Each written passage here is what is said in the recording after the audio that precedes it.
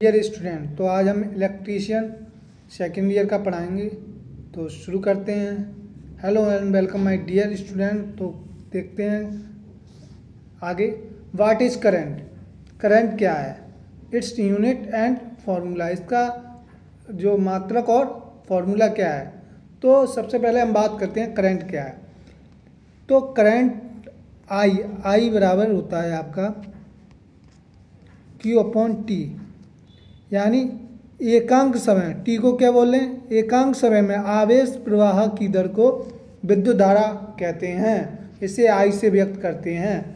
एकांक समय में आवेश प्रवाह की दर को विद्युत धारा कहते हैं और इसे आई से प्रदर्शित करते हैं। इसका मात्रक एम्पियर होता है। और क्यू क्या है? आवेश। आवेश का मात्रक क्या होता है? कूलॉम। टी क्या है? समय। समय का मात्रक क्या होता है? सेकेंड। तो एक बार और, एकांक समय में आवेश प्रवाह की दर को हम क्या कहते हैं? विद्युत धारा। इसे आई से व्यक्त करते हैं। इसका मात्रक एम्पियर होता है। क्यू हमारा आवेश है, इसका मात्रक कूलम होता है। टी समय है, समय का मात्रक सेकेंड। अब जो करंट है वो किस तरह फ्लो होती है सर्किट में, वो अभी आगे बताता हूँ मैं। पहले हम देखते हैं जो करंट है वो किस से मापते हैं हम? अमीटर से। ये दिखाई दे रहा होगा आपको, अमीटर है। ये एसी अमीटर है या डीसी अमीटर है, तो ये पहचानना बड़ी बात है आप लोगों के लिए।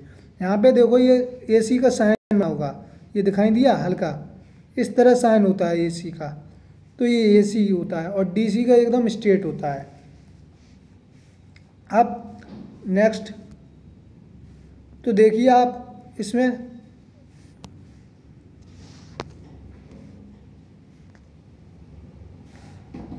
यहाँ पर कह रहा है किसी चालक में विद्युत आवेश प्रवाह की दर को हम क्या कहते हैं? विद्युत धारा कहते हैं। इसे आई से व्यक्त करते हैं। ये हमने बता ही दिया अभी।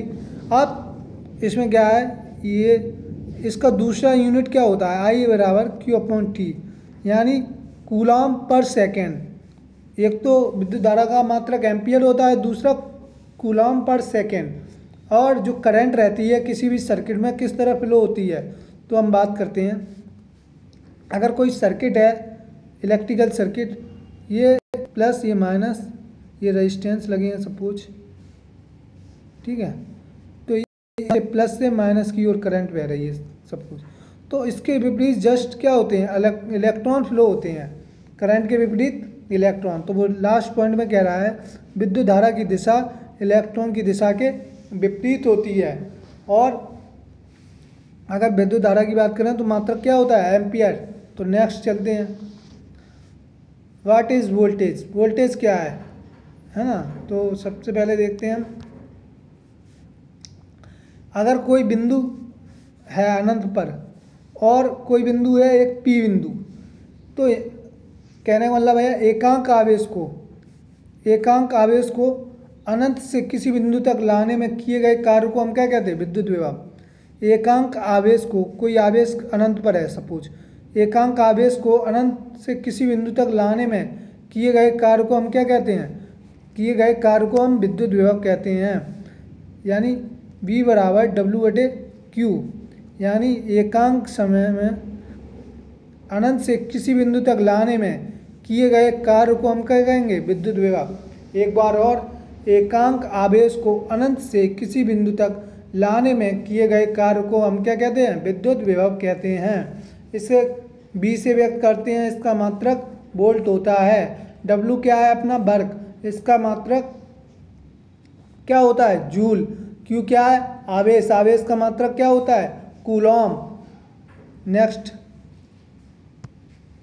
तो ये इस तरह है आपका। अब विभव की बात की, यानी विभव मतलब वोल्टेज। वोल्टेज किससे मापेंगे? वोल्ट मीटर से। तो आप ये बताइए, ये AC वोल्ट मीटर है या DC? तो फिर इसमें साइन देखना, आप साइन से ही पता कर पाओगे। यहाँ पे देखिए एक साइन बना है AC का, हल्का इस तरह है, AC है, तो ये AC वोल्ट मीटर है। DC का बिल्कुल स्ट्रेट होता है इस तरह। तो ये दिखाई दे रहा है ना, AC वोल्ट मीटर है। ये कितनी रेंज का है? 500 वोल्ट तक AC मेजर कर सकता है ये, है ना। तो ये आपको ध्यान रखना है। इसकी स्केल नीचे स्केल दी रहती है, पता चल जाता है आपको ये AC है या DC वोल्ट मीटर है। अब multimeter, what is multimeter? Multimeter क्या है? मल्टीमीटर एक ऐसा इलेक्ट्रॉनिक्स इक्विपमेंट मेजरमेंट है जिससे हम वोल्टेज, करंट, रेजिस्टेंस और कंटिन्यूटी चेक कर लेते हैं। यानी मल्टीमीटर एक ऐसा एलिमेंट है जिसके द्वारा हम वोल्टेज, करंट, रेजिस्टेंस और कंटिन्यूटी मेजर करते हैं। अब आपको बताएं कि इस मल्टीमीटर से आप एसी और डीसी दोनों वोल्टेज मेजर कर सकते हैं। मल्टीमीटर का मीन्स है मल्टी चीज़ें जो मेजर करे, उसी को हम क्या कहेंगे? मल्टीमीटर। जैसे कि अभी हमने देखा था पिछले पेज में कि अमीटर केवल एम्पियर को मेजर करेगा, वोल्टमीटर वोल्टेज को मेजर करेगा, लेकिन बट मल्टीमीटर सभी को मेजर करेगा, चाहे वो करंट हो, चाहे वोल्टेज हो, चाहे रेजिस्टेंस हो। अब बात करते हैं हम कि एसी मल्टी टेस्टिंग कैसे करेंगे, डीसी की टेस्टिंग कैसे करेंगे, रेजिस्टेंस कैसे मेजर करेंगे और कंटिन्यूटी कैसे चेक करेंगे। अगर आपको यहाँ पर दो लीड्स दी गई हैं, एक कॉमन की लीड्स है दिखाई दे रही होगी और दूसरी है वोल्टेज, एम्पियर और रेजिस्टेंस की लीड। तो अगर आपको सपोज एसी वोल्टेज और डीसी वोल्टेज मेजर करना हो, अगर सपोज आपको डीसी वोल्ट मेजर करना है तो यहाँ सेट करेंगे आप स्केल। अगर आपको डीसी, ये तो डीसी वोल्टेज मेजर कर लिया, अगर आपको एसी चेक करना हो तो आप यहाँ पर इस स्केल पे सेट करेंगे। ये एसी का साइन है तो यहाँ से एसी वोल्टेज चेक हो जाएगा। अगर आपको सपोज एम्पियर चेक करना हो, करंट, तो यहाँ सेट करेंगे स्केल।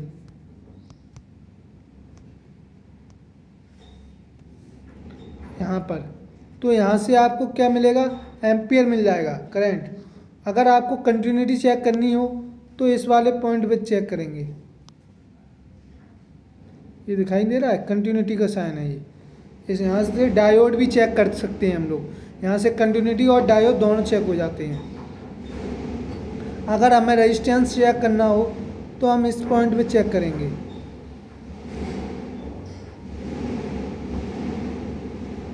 यहाँ से हम रेजिस्टेंस चेक कर लेंगे। जैसे इसकी रेंज दी है, अगर आपको पता है कितने का है तो आप चेक कर सकते हैं, बढ़ा के इस पे पता चल जाएगा आपको रेंज।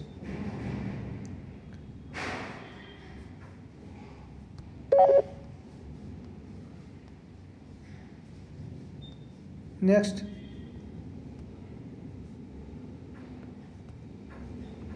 देखिए, इसके कुछ बेसिक फंक्शन बताता हूँ मैं आपको।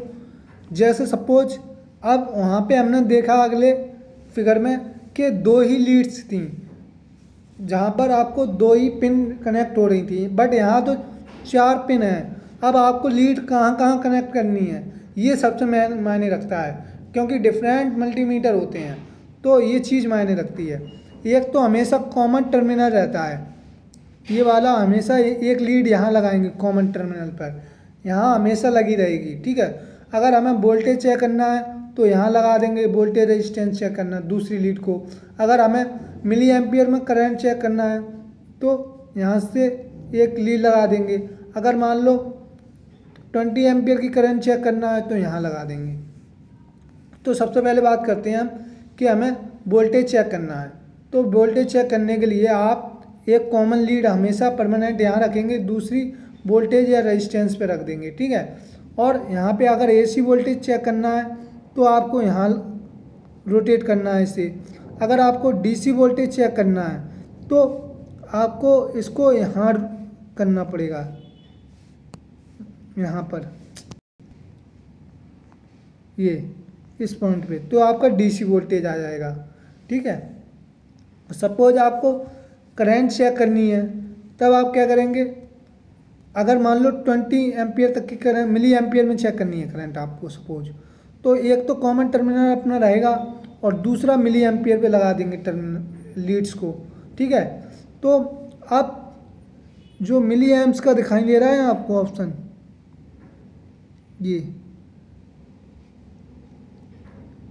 ये मिली एम्प्स, तो यहाँ से शो हो जाएंगे। ठीक है, अगर आपको सपोज 20 एम्पियर की करंट चेक करनी है AC, तो आप क्या करेंगे कि एक तो कॉमन टर्मिनल पे पॉइंट रहेगा, दूसरा आप यहाँ रखेंगे जो घरों में आती है बेसिकली, और यहाँ ये दिखाई दे रहा है ये AC वाला है, यहाँ पे आपको इसको रोटेट कर देना है। तो यहाँ से आपकी AC करंट पता चल जाएगी कितने एम्पियर की आ रही है, 5 एम्पियर आ रही, 10 आ रही, 15 आ रही, 20 आ रही, तो यहाँ से मीजर कर लेंगे आप। ठीक है, नेक्स्ट, अब रेजिस्टेंस चेक करना हो सपोज, तो रेजिस्टेंस चेक करने के लिए आप क्या करेंगे, यहाँ पे सेट रहेगा ये पहला पॉइंट, दूसरी लीड आप यहाँ पे रखेंगे, यहाँ रेजिस्टेंस का साइन होना है ना ये।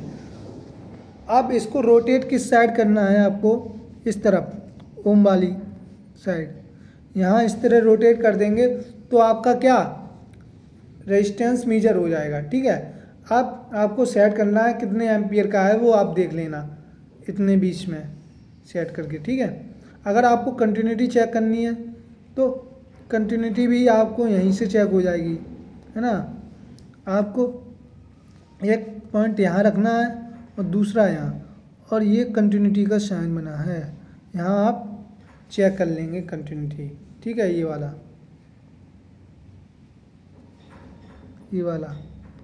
कंटिन्यूटी का साइन है।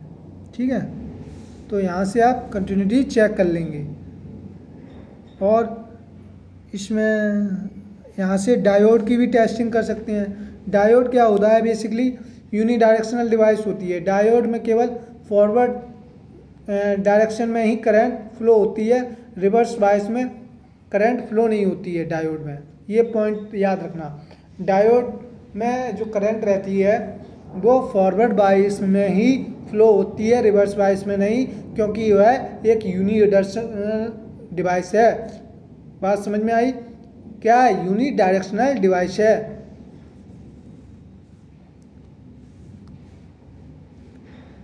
अब बात करते हैं रेजिस्टेंस। तो रेजिस्टेंस की बात करें, रेजिस्टेंस क्या होता है, बेसिकली करंट का विरोध करे, तो हम कह सकते हैं रेजिस्टेंस एक ऐसा एलिमेंट है जो विद्युत धारा या करंट का विरोध करता है, उसे हम क्या बोलेंगे, रेजिस्टेंस, हिंदी में प्रतिरोध। प्रतिरोध एक ऐसा एलिमेंट है जो विद्युत धारा के बहाव का क्या करे, विरोध करे। इसे R से व्यक्त करते हैं, इसका फॉर्मूला होता है R बराबर B/I, या कह देते हैं हम B बराबर IR, जहाँ I क्या है, करंट है, मात्रक क्या है इसका एम्पियर, V क्या है, वोल्टेज है, मात्रक क्या है वोल्ट, R क्या है हमारा रेजिस्टेंस, मात्रक ओम। ठीक है, अब रेजिस्टेंस की कलर कोड कैसे याद करेंगे, तो एक ट्रिक है, BB Roy great Britain very good wife. एक बार और, BB Roy great Britain very good wife. BB Roy great Britain very good wife, इस तरह याद करेंगे आप। अब यहाँ देखें 3 बैंड का आपका क्या है, रेजिस्टेंस है, यहाँ 3 बैंड का रेजिस्टेंस है, यहाँ कितने हैं, 3 बैंड हैं आपके। अब इनकी रेजिस्टेंस की कलर कोडिंग कैसे फाइंड करेंगे, तो सबसे पहले आपको क्या करना है, फर्स्ट और सेकंड कलर को लेना है। फर्स्ट कलर कौन सा है, ब्राउन, ब्राउन का कितना होगा, एक ले लिया। दूसरा कलर कौन सा है आपका, ब्लैक, ब्लैक का कितना आएगा आपका, 0 ले लेंगे यहाँ से ऊपर से। ठीक है, ब्लैक का 0 आ गया। अब तीसरा कौन सा है, रेड है। तीसरे वाले को हम मल्टीप्लाई में लेंगे, मल्टीप्लाई क्या है, रेड का देखो कितना है, 100, मल्टीप्लायर है ना, 100 को क्या लिख सकते हैं हम, 10 की घात 2, यानी 10 × 100 कितना आ जाएगा, 1000। तो जैसे कि आपको 1000 दिखाई दे रहा है। नेक्स्ट, अब इसकी कलर कोडिंग फाइंड करते हैं, तो कितने, 4 बैंड का है। पहला कलर कौन सा है इसमें, रेड का हमने लिख लिया कितना है, 2। ठीक है, दूसरा कौन सा है आपका, वायलेट, वायलेट का देखो कितना है, वायलेट का 7 लिख लिया। ठीक है। थर्ड कलर कौन सा है आपका इसमें देखो, ब्राउन, ब्राउन है ना, तो ब्राउन थर्ड कलर को हम किस में लिखेंगे, मल्टीप्लायर में। ब्राउन का कितना होता है 10 की पावर 1, 10 की पावर 1। और चौथा कौन सा है आपका, देखो गौर से, ये आपका है गोल्ड, चौथा कलर गोल्ड है, तो गोल्ड को हम ±5%, तो 27 × 10 यानी 270 ओम, और ±10%, ये 5% सॉरी, है ना, तो ये आ गया। अब जैसे सेकंड वाले का फाइंड करना हो, तो सेकंड वाले का फाइंड करने के लिए हम क्या करेंगे, यहाँ पे देखो सेकंड वाले के लिए यहाँ पहला कलर कौन सा है आपका, पहला आपका ब्राउन है, तो ब्राउन को लिख लेंगे 1। ठीक है।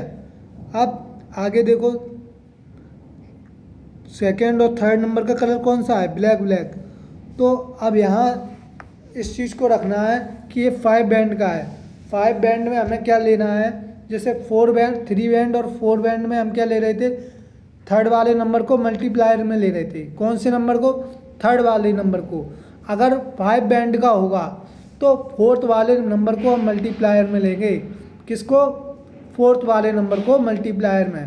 तो बात करते हैं, देखते हैं सेकेंड और थर्ड कलर कौन सा है, ब्लैक, ब्लैक। अब यहाँ हमने क्या बताया, 5 बैंड का है, तो फोर्थ वाले कलर को हम किस में लेंगे, मल्टीप्लायर में। फोर्थ वाला कलर कौन सा है अपना, देखो ऑरेंज, फोर्थ कलर कौन सा है, ऑरेंज। ऑरेंज का कितना होगा अपना 10 की पावर 3, 10 की पावर 3। तो आपका निकल के आया 100 किलो ओम। ठीक है। और लास्ट में कलर कौन सा है अपना, देखो ये नो कलर है, नो कलर के लिए हम क्या ले लेंगे, +1 ±1%, यानी नो कलर में आपका ब्राउन आ गया, ये ब्राउन है देखिए यहाँ से। ठीक है। तो ये रेजिस्टेंस थी, कलर कोडिंग, और बाकी आपको आगे बताते हैं। तो आई होप समझ में आ गया होगा। थैंक यू वेरी मच, और जहाँ कहीं डाउट है पूछ सकते हैं आप आगे।